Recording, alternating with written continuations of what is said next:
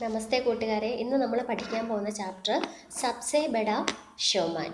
ഈ ചാപ്റ്ററിൻ്റെ പ്രത്യേകത എന്താ? ചാർലി ചാപ്ലിൻ്റെ അദ്ദേഹത്തെ കുറിച്ചിട്ടുള്ളതാണ്. അദ്ദേഹത്തിൻ്റെ ആദ്യത്തെ സ്റ്റേജ് ഷോയെക്കുറിച്ചാണ് പറയുന്നത്. ഫസ്റ്റ് സ്റ്റേജ് ഷോ, അതായത് ചെറിയ കുട്ടിയായിരിക്കുന്ന സമയത്ത് അതായിരുന്നു അദ്ദേഹത്തിൻ്റെ ആദ്യത്തെ സ്റ്റേജ് ഷോ.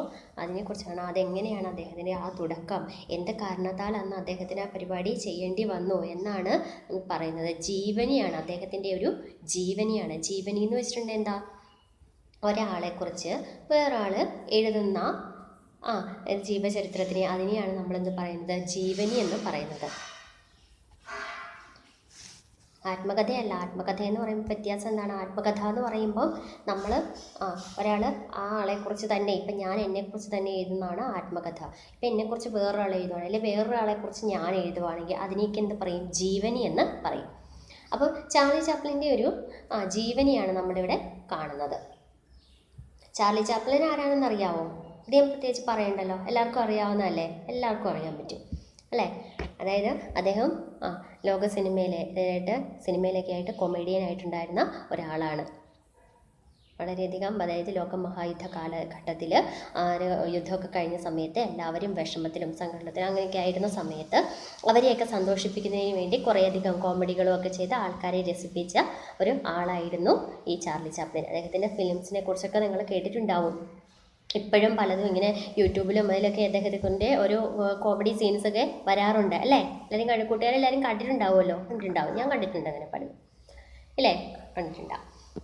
അപ്പോൾ നമുക്ക് ചാപ്റ്ററിലേക്ക് കടക്കാം. ചാപ്റ്ററിലേക്ക് കടക്കുന്നതിന് മുമ്പായിട്ട് അപ്പോൾ നമ്മൾ ഏതായിരുന്നു വിധ ഏതാണെന്ന് നമ്മൾ പറഞ്ഞു കഴിഞ്ഞു. ഏതായിരുന്നു വിധ? ജീവനി അല്ലേ? ജീവനി. അപ്പോൾ ജീവനി എഴുതിയിരിക്കുന്ന ആളാരാണ്? ജീവനിക്കാര്, അതായത് ജീവനി എഴുതുന്ന ആളിനെ പറയുന്നതാണ് ജീവനിക്കാര്. ജീവനിക്കാരാരാണ്? ഗീത് ചതുർവേദി. ഗീത് ചതുർവേദിയാണ് ഈ ജീവനി എഴുതിയിരിക്കുന്നത്. ആരുടെ ജീവനിയാണ്? ഇസ്ക ജീവനി ചാർലി ചാപ്ലിൻ അല്ലേ? ചാർലി ചാപ്ലിൻ്റെ ജീവനിയാണ്. അപ്പം ചാപ്റ്ററിൻ്റെ പേരെന്താണ്?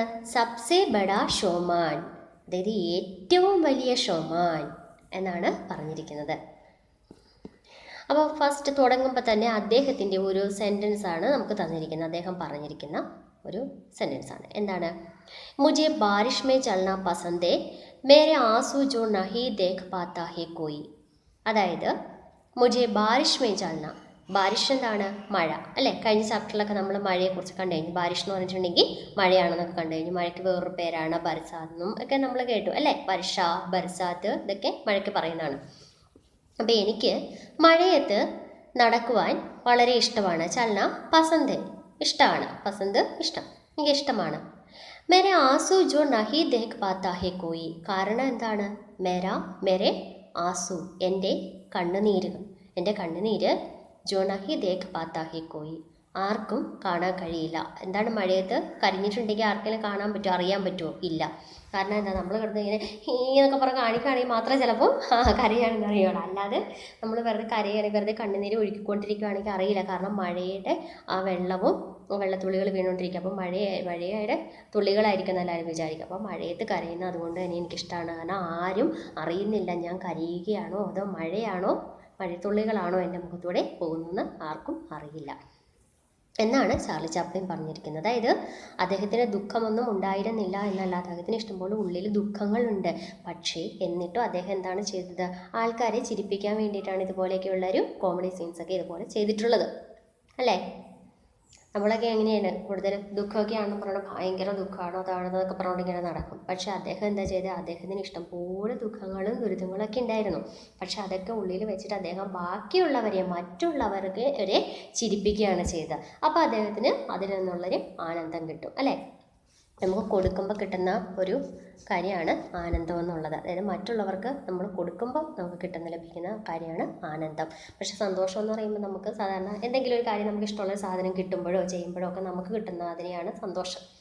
അല്ലാതെ നമുക്ക് മറ്റുള്ളവർക്ക് കൊടുക്കുമ്പോൾ നമുക്ക് കിട്ടുന്നതാണ് ആനന്ദം. അതാണ് തമ്മിലൊരു വ്യത്യാസമുള്ളത്. കേട്ടിട്ടുണ്ടാവും അല്ലേ? അപ്പോൾ നമുക്ക് ചാപ്റ്ററിലൊക്കെ നോക്കാം. സബ്സെ ബഡാ ഷോമാൻ, ഗീത് ചതുർവേദി എഴുതിയിരിക്കുന്നതാണ്. ഗാത്തെ ഗാത്തെ അചാനക് മാ കി ആവാസ് ഭട്കർ ഫുസ്ഫുസാഹട്ട് മേ തബ്ദീൽ ഹോ ഗയി. അപ്പോൾ ഇതിൻ്റെ പ്രത്യേകത എന്ന് വെച്ചിട്ടുണ്ടെങ്കിൽ ഇദ്ദേഹം ചെറിയ കുട്ടിയായിരിക്കുന്ന സമയത്ത് ഇദ്ദേഹത്തിൻ്റെ അമ്മ എന്ന് പറയുന്നത് ഒരു ഗായികയും അതുപോലെ സ്റ്റേജിലൊക്കെ ഇതുപോലെ നാടകം ഇങ്ങനെയൊക്കെ അഭിനയിച്ചിരുന്ന ഒരു ആക്ട്രസ്സൊക്കെ ആയിരുന്നു അല്ലേ, ഒരു നടിയൊക്കെ ആയിരുന്നു, ഒരു പാട്ടുകാരിയായിരുന്നു. അപ്പോൾ അവർ ഇങ്ങനെ ഓരോ സ്റ്റേജ് ഷോകളൊക്കെ ചെയ്യാൻ പോകുന്ന സമയത്ത് അത് അഭിനയിക്കാനോ പാടാനൊക്കെ പോകുന്ന സമയത്ത് കുട്ടിയും കൂട്ടുമായിരുന്നു. ചെറിയ കുട്ടിയാണ് ചാർലി ചാപ്ലിൻ. അപ്പം ഒരു 5 വയസ്സൊക്കെ ഉള്ള ചെറിയ കുഞ്ഞു കുട്ടിയാണ്. അപ്പോൾ ആ കുട്ടിയും കൂടെ കൂട്ടിയിട്ടാണ് പൊയ്ക്കൊണ്ടിരുന്നത്. അപ്പോൾ ചാർലി ചാപ്ലിൻ അപ്പം അമ്മ അഭിനയിക്കുന്നത് ഇങ്ങനെ ഈ നമ്മുടെ കർട്ടൻ്റെ പിന്നിൽ ഇരുന്നു കൊണ്ട് ഇതെല്ലാം ഇങ്ങനെ കണ്ട് ആസ്വദിക്കുമായിരുന്നു. അപ്പോൾ അന്നും ഇതുപോലെ തന്നെയാണ് അമ്മ കൂട്ടിക്കൊണ്ടുപോയി. അപ്പം ഗാത്തേ ഗാത്തേ അചാനക്, അതായത് പാടിക്കൊണ്ടിരിക്കുന്ന സമയത്ത് അചാനക് എന്ന് വെച്ചാൽ എന്തായിരുന്നു, പെട്ടെന്ന് അല്ലേ, പെട്ടെന്ന് മാക്കി ആവാസ് ഭട്ക് ഫുസ്ഫുസാഹട്ട് പേ തബ്ദീൽ ഹോ ഗയി. അതായത് അമ്മയുടെ ആ ശബ്ദം ഇടറുക, ഫട്കർ എന്ന് വെച്ചിട്ടുണ്ടെങ്കിൽ ഇടറിയിട്ട്, അമ്മയുടെ ആ ശബ്ദം ഇടറിയിട്ട്, ഫുസ്ഫുസാഹട്ട് എന്ന് വെച്ചിട്ടുണ്ടെങ്കിൽ നമ്മളിങ്ങനെ ഭയങ്കര രഹസ്യം പറയത്തില്ലേ, ആ രഹസ്യം പറയുന്ന ആ ഒരു സൗണ്ടിലേക്കായി, നേരിയ ഒരു സൗണ്ടിലേക്ക് ആയി മാറി. തബ്ദീൽ ഹോ ഗയി, അതായത് ചേഞ്ചായി, മാറിപ്പോയി. തബ്ദീൽ ഹോണെന്ന് വെച്ചാൽ ബദൽന, മാറുക. അപ്പം അമ്മയുടെ ആ സൗണ്ട് പതുക്കെ ഒരു ചെറിയൊരു കുഞ്ഞു രഹസ്യം പറയുന്ന ആ ഒരു സൗണ്ടിലേക്ക്, ആ ഒരു ശബ്ദത്തിലേക്കായിട്ട് മാറി. ലോഗോं को लगा कि माइक में कुछ खराबी आ गई है, पर फुसफुसाहट जारी थी. ആൾക്കാർക്ക് തോന്നി, ലോകോങ്കോ ലഗാക്കി, ആൾക്കാർക്ക് തോന്നി, മൈക്ക് മേ കുച്ച് ഖരാബി ആ ഗയി ഹെ, മൈക്കിന് എന്തോ തകരാറ് സംഭവിച്ചിട്ടുണ്ടെന്ന്, എന്തോ കുഴപ്പം സംഭവിച്ചിട്ടുണ്ട്. ഖരാബി എന്ന് വെച്ചാൽ കുഴപ്പം, എന്തോ തകരാറ് മൈക്കിന് പറ്റിയിട്ടാണ് ഇങ്ങനെ ആയിരിക്കുന്നത്. അപ്പോൾ ഫുസ്ഫുസാഹട്ട് ജാരി ഥി, പക്ഷേ ഈ രഹസ്യം പറയുന്ന പോലെയുള്ള ഈ സൗണ്ട് അങ്ങനെ തന്നെ നിലനിന്നിരുന്നു, അവിടെ തുടർന്നുകൊണ്ടിരുന്നു. ജാരി ഥി, തുടർന്നിരുന്നു. ഇത് മൈക്കിൻ്റെ കുഴപ്പമല്ല. ലോക് ചില്ലാനെ ലഗെ, അപ്പോൾ ആൾക്കാരെന്ത് ചെയ്തു, മൈക്കിൻ്റെ പ്രശ്നമല്ലാതെന്ന് മനസ്സിലായി. അപ്പോൾ ആൾക്കാരെന്ത് ചെയ്തു, ചില്ലാനെ ലഗെ, അതായത് എന്തെങ്കിലും ഒരു ചെറിയ പ്രശ്നം പറ്റുമ്പോൾ നമ്മൾ എന്തെങ്കിലുമൊക്കെ പ്രോഗ്രാം കാണുമ്പോൾ ആൾക്കാരുടെ സ്വഭാവമാണ് എന്താണ്, എന്തെങ്കിലും ഒരു ചെറിയ ഒരു മിസ്റ്റേക്കോ എന്തെങ്കിലും ഒരു പരിപാടിയുണ്ടെങ്കിൽ അപ്പക്കിടന്ന് പോകാൻ തുടങ്ങും അല്ലേ. എന്തെങ്കിലും പരിപാടി നടന്നുകൊണ്ടിരിക്കുന്ന സമയത്ത് പെട്ടെന്ന് കറണ്ട് പോവുക അല്ലെങ്കിൽ നിൽക്കുക അങ്ങനെയൊക്കെ ചെയ്യുമ്പോൾ ആൾക്കാർ എന്ത് ചെയ്യും, ഒരു ഗ്രൂപ്പിന് മുമ്പിലാണ് ഈ പരിപാടി ചെയ്യുന്നതെങ്കിൽ അവർ കൂവും അല്ലേ, കൂവും ബഹളം വെക്കും. അപ്പം ആൾക്കാർ ബഹളം വയ്ക്കാൻ തുടങ്ങി. അതുകൊണ്ടാണ് കहीं से कुछ लोग म्याऊ म्याऊ की आवाज़ निकालने लगे. कहीं से എവിടെ നിന്നൊക്കെയോ, കുച്ച് ലോക കുറച്ച് ആൾക്കാർ മ്യാവും മ്യാവും, അതായത് പൂച്ചയൊക്കെ കരയുന്ന സൗണ്ട്, ആ മ്യാവും മ്യാവുക്കി ആവാസ്, പൂച്ച കരയുന്ന ആ സൗണ്ട് നിക്കാലിനെ ലേകെ, അവിടെ ഉണ്ടാക്കുവാൻ തുടങ്ങി, പുറപ്പെടുവിക്കാൻ തുടങ്ങി. इस अभद्र शोर ने माँ को स्टेज से हटने को मजबूर कर दिया. ഈ അഭദ്ര എന്ന് വെച്ചിട്ടുണ്ടെങ്കിൽ അത്ര നല്ലതല്ലാത്ത എന്നുള്ളതാണ് അഭദ്ര, ഹിത് ആയിട്ടുള്ളത്, നല്ലതല്ലാത്ത ഈ ഷോർ, ആ ബഹളം, ഈ ആൾക്കാരുടെ ആ ബഹളം, അത്ര നല്ലതല്ലാത്ത പന്തിയല്ലാത്ത ആ ബഹളം മാക്കോ, അമ്മയെ സ്റ്റേജ് ഹട്ടിനേക്കോ, സ്റ്റേജിൽ നിന്ന് മാറ്റുന്നതിന് മസ്ബൂർ കർദിയ എന്ന് വെച്ചിട്ടുണ്ടെങ്കിൽ നിർബന്ധിതയാക്കി അമ്മ ഈ ബഹളം ആ സ്റ്റേജിൽ നിന്ന് ഒഴിഞ്ഞു മാറുവാൻ നിർബന്ധിതയാക്കി. ചാർലി को वो अक्सर अपने साथ थिएटर ले जाती थी. ചാർലിയെ അവർ അക്സർ എന്ന് വെച്ചാൽ മിക്കവാറും, മിക്കവാറും തൻ്റെ ഒപ്പം തിയേറ്ററിൽ കൊണ്ടുപോയിരുന്നു. ലേ ജാതി थी, കൊണ്ടുപോയിരുന്നു. उस दिन भी पर्दे के पीछे खड़ा वो आवाज़ के तमाशे को देख रहा था. ആ ദിവസവും ഇവൻ എന്താണ് ചെയ്തിരുന്നത്, ആ ദിവസവും ഉസുദ്ദീൻ ഭി, ആ ദിവസവും പർദയ്ക്ക് പീछे, പർദ എന്ന് വെച്ചാൽ കർട്ടനാണ് പർദ. അപ്പോൾ ആ കർട്ടന് പിന്നിൽ ഖട നിന്നുകൊണ്ട് वो आवाज़ के तमाशे को देख रहा था, അവൻ ആ സൗണ്ടിൻ്റെ ആ ഒരു തമാശ, ആ ഒരു സൗണ്ടൊക്കെ ഇതൊക്കെ, അതായത് അമ്മ ചെയ്യുന്ന ഈ പരിപാടികളും ഇതൊക്കെ ഇങ്ങനെ എല്ലാം ആസ്വദിച്ച് കണ്ടുകൊണ്ടേയിരുന്നു. देख रहा था, കണ്ടുകൊണ്ടിരുന്നു. माँ और मैनेजर में बहस होते देख वो वहाँ गया. അമ്മയും മാനേജറും തമ്മിൽ ആ സമയത്ത് ബഹസ് എന്ന് വെച്ചിട്ടുണ്ടെങ്കിൽ വാദവിവാദം, തർക്കം. അപ്പോൾ ഒരു തർക്കം നടക്കുന്നത് കണ്ടിട്ട് അവന് അവിടേക്ക് പോയി, അവരുടെ അടുത്തേക്ക് പോയി. അമ്മയും മാനേജറും തമ്മിൽ എന്താണ് ഇവിടെ പ്രശ്നം എന്നറിയാൻ വേണ്ടി കുട്ടി ഓടിപ്പോയി. मैनेजर ने चार्ली को माँ के कुछ दोस्तों के सामने अभिनय करते देखा था. എന്തായിരുന്നു അവിടുത്തെ പ്രശ്നം എന്നാണ് ഇനി പറയുന്നത്. മാനേജർ ഈ ചാർലിക്കോ മാക്കെ കുച്ച് ദോസ്തോങ്കെ സാമനെ അമ്മയുടെ കുറച്ച് ഫ്രണ്ട്സിൻ്റെയൊക്കെ അടുത്ത് കുറച്ച് കൂട്ടുകാരുടെ മുമ്പിൽ അഭിനയ കത്തെ ദേഖാഥ അവൻ അഭിനയിച്ച് കാണിക്കുന്നതൊക്കെ കണ്ടിരുന്നു. ആര്? ഈ മാനേജർ കണ്ടിരുന്നു ചാർലി അവരെ അഭിനയിച്ച് കാണിക്കുന്നത്. और वो उससे സ്റ്റേജ് पर भेजने की जिद करने लगा. അതുകൊണ്ട് തന്നെ അയാൾ എന്ത് ചെയ്തു? ഈ ചാർലിയെ സ്റ്റേജ് പർ ഭേജനേക്ക്, അതായത് സ്റ്റേജിലേക്ക് അയക്കുന്നതിന് ജിദ് കർണലക. ജിദ് കർണ എന്ന് വെച്ചാൽ ശാഠ്യം പിടിക്കുക, നിർബന്ധം പിടിക്കുക. അപ്പം ശാഠ്യം പിടിച്ചുകൊണ്ടിരുന്നു ആരുടെ അടുത്ത്? അമ്മയുടെ അടുത്ത്. അതായിരുന്നു അവിടെ നടന്ന ആ തർക്കം അമ്മയും ആ മാനേജറും തമ്മിൽ. മാ ഡർ ഗയി, അമ്മ പേടിച്ചു പോയി, ഭയന്നു പോയി. 5 साल का बच्चा इस उग्र भेड़ को झेल पाएगा. ഈ 5 വയസ്സുള്ള ഈ കുട്ടി 5 साल का बच्चा इस उग्र भेड़ को, ഈ വലിയ ഈ ഒരു ജനക്കൂട്ടത്തെ झेल पाएगा, അവരെ ഇങ്ങനെ സഹിക്കാൻ പറ്റുമോ അവന് എന്ന് ആ ഒരു ഭയമായിരുന്നു അമ്മയ്ക്ക്. ബഹുത് മുബാഹിസ് കെ ബാദ്, വളരെ അധികം നേരത്തെ ചർച്ചയ്ക്ക് ശേഷം, ആ തർക്കത്തിന് ശേഷം. മുബാഹിസ് എന്ന് പറഞ്ഞാലും തർക്കമാണ്. അപ്പം തർക്കിന് നമ്മൾ 2 വാക്കുകൾ ഇവിടെ കണ്ടു കഴിഞ്ഞു. ഒന്നെന്തായിരുന്നു? ബഹസ്, പിന്നെ മുബാഹിസ്. അപ്പം ബഹസ് എന്ന് പറഞ്ഞാലും മുബാഹിസ് എന്ന് പറഞ്ഞാലും എന്താണ്? തർക്കം അല്ലേ?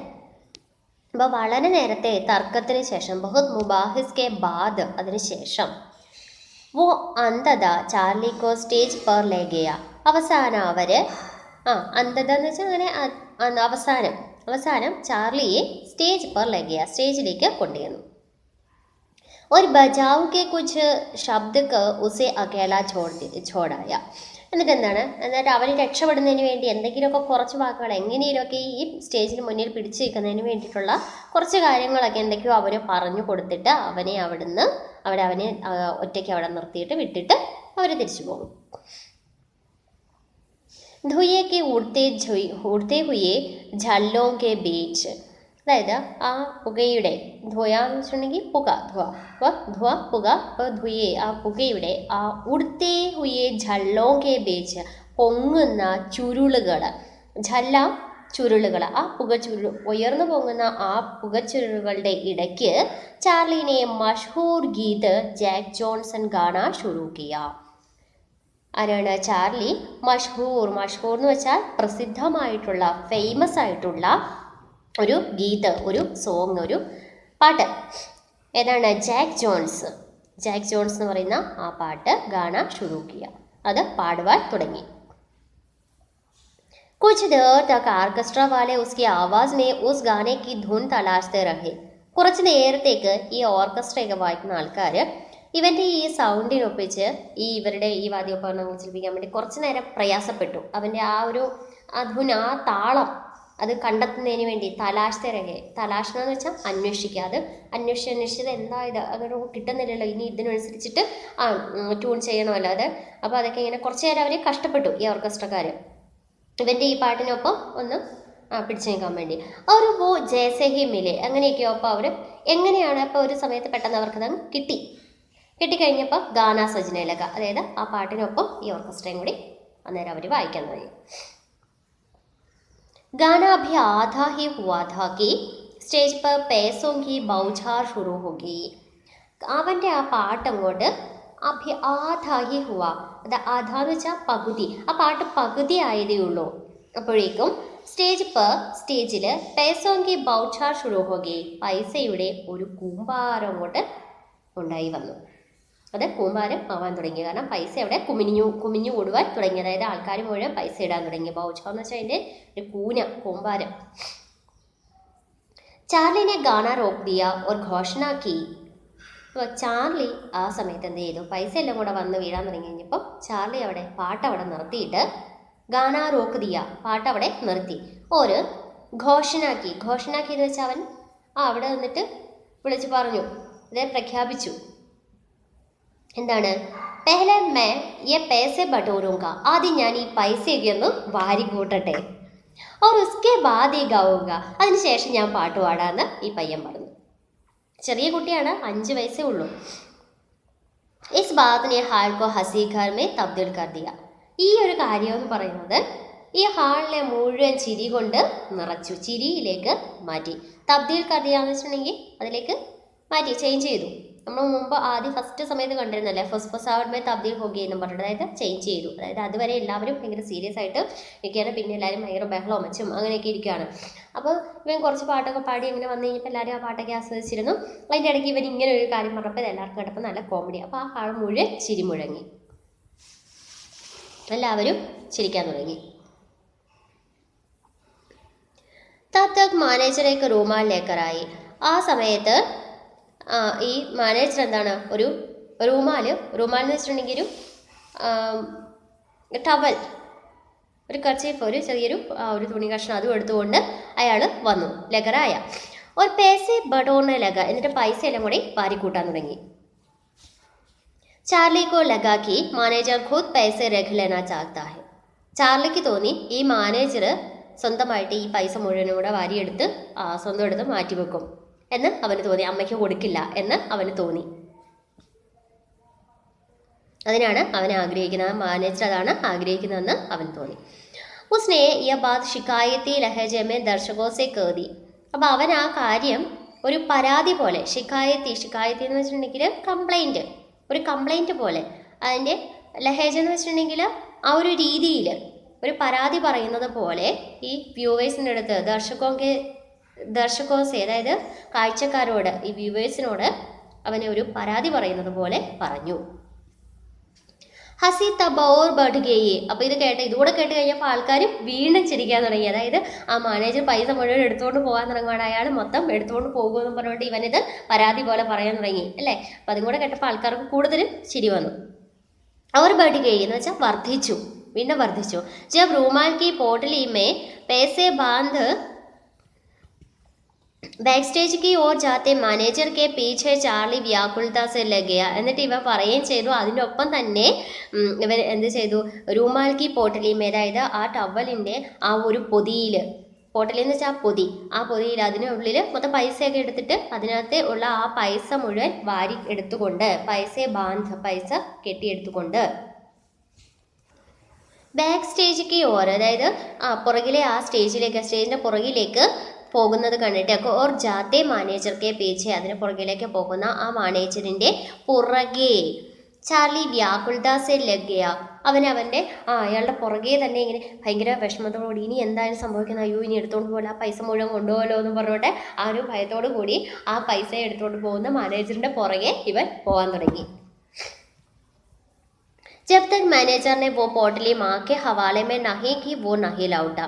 അപ്പോൾ അവൻ എത്ര നേരം വരെ, ഈ മാനേജർ എപ്പോൾ വരെ അമ്മയുടെ അടുത്ത് ഈ ഒരു പൊതി അമ്മയുടെ പക്കൽ, അതായത് മാക്കെ ഹവാല എന്ന് വെച്ചാൽ അമ്മയുടെ അടുത്തേക്ക് അത് വെച്ചില്ല, അതുവരെ അവൻ തിരിഞ്ഞു വന്നില്ല. നഹി ലൗട്ട, തിരിച്ചു വന്നില്ല. അതുവരെ, അതായത് അമ്മയുടെ അടുത്ത് വെക്കുന്നത് വരെ അവൻ അവിടെ നിന്നു, അതുവരെ അവൻ അവിടെ തിരിച്ചു വന്നില്ല. അപ്പോൾ മാനേജർ അവസാനം കൊണ്ടുപോയി അവൻ അമ്മയുടെ അടുത്ത് തന്നെ ഈ പൈസ എല്ലാം ഏൽപ്പിച്ചു. ചാർലിനെ ജനതാമേ ഗുദ്ഗുദി ഫൈലാദി ഥി. ചാർലി ആൾക്കാരിൽ ഒരു ആഹ്ലാദം ജനിപ്പിച്ചിരുന്നു. ഗുദ്ഗുദി എന്ന് വെച്ചിട്ടുണ്ടെങ്കിൽ ഒരു ആഹ്ലാദം മുഴുവൻ അവിടെ പരത്തിയിരുന്നു. ഫൈലാദി ഥി, അവിടെ പരത്തിയിരുന്നു. ആൾക്കാരിലേക്ക് വളരെയധികം സന്തോഷം, ആഹ്ലാദം നിറപ്പിച്ചിരുന്നു ഈ ചെറിയ പയ്യൻ, ഈ ചാർലി.